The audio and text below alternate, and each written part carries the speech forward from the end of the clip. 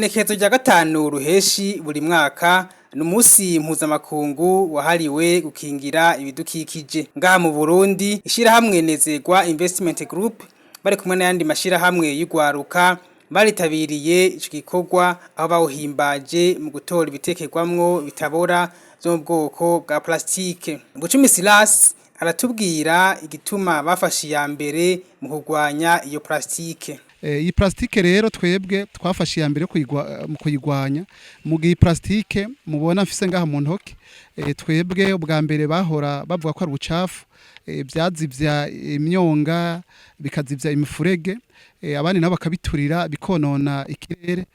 abandi nabo bakabisesa aho babonye bikonona isi bigatuma isi itituka no kuvuga rero twarabihaye agaciro kugeza ubu ama plastike ngaha aha mubona duherereye ku munsi turaronka itoni 6 z'ama plastike kandi hariho ama cooperative ngaha dukorana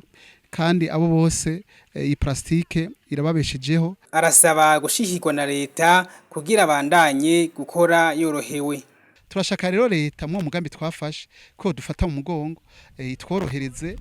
turagira ingorane y'ibitoro turagira ingorane y'amatara kubera tukufisa mu mashini abipressa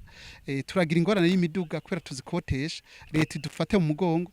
baturonse imiduga ishobora kufasha kuvyegeranya kugira tubishikane mu masante twabiteguri nibibanza dukoreramo nivyo dukotesheje baturisha amafaranga menshi kuko ibi bintu uvyegeraniriza ahantu hagutse. Turasaba leta rero irafise ama espace vert yaturonse dushobore kukoroherwa aho dushobora kuvyegeranya dusaba ko leta yo dusabira ingurane mu mabanki bakadusaba ama intérêt matoya kugira ngo dushobore kuriha abantu bavyegeranya kuko murumva ko twabiha agaciro kugira ngo dushobore kubituza dukoresheje amafaranga kuko kubituza atakoresheje amafaranga abene gihugu ntibashaka kuvyegeraniriza ubusa. Gifreri Ascension Irtingabo aserukira ishirahamwe Youth Leaders for Nature Organizations arashimira societe Nezerwa Investment Group kubera yabereye inyishu mu kubereka aho bataye imicafu batoye akaba anahamagarira urundi gwaruka gufata ya mbere mu kurwanya izo plastike. Twahora tugira intambamyi mu gihe dutoye ama plastike muga tukabura aho tuzishira tukabura aho tuzita ariho twagiye kuronka inyishu yino societe Nezerwa Investment Group iradufata mu mugongo duhejeje tora iyo micafu y'ama plastike n'amasashe bitabora biza konona imirima bikonona ibiyaga n'inzuzi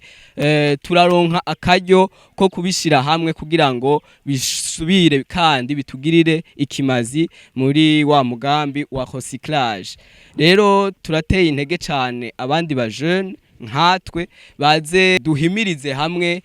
abene gihugu cyane mu gihugu cacu c'u Burundi kugira ngo twijukire cyane ahanini gutuza iyo plastique kuko turabona niyo ntambamye y'amabi menshi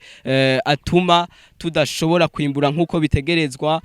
izigiye mu nzuzi zigatuma ya mafi adasubira kurondoka nkuko bikwiye. Buho Destine ni umwe mu bigemeye abarundi kazi bari mu ihiganwa rya Miss Unité ku rwego rw'isi uyu mwaka 2025 aratera kamo rero bajya abafasoni basegereza mu barabara gutora iyi plastike kuko zibafasha kuronka uburyo bwo kwibeshaho. Rero notumirira abafasoni bagya bagenda gusabiriza mu barabara nimugume myicaye alors que ivyo ibintu nyene mubona mu barabara mwibaza ko ari ubucafu bishobora kubazanira ko kandi amahera mugashobora gutunga umuryango hagiyeho kurindira yuko umuntu yiyumvira ko agufasha hagarara ugende utore ahantu wibaza ko abantu bose bataye ibintu kwera amaju twamatuyanwa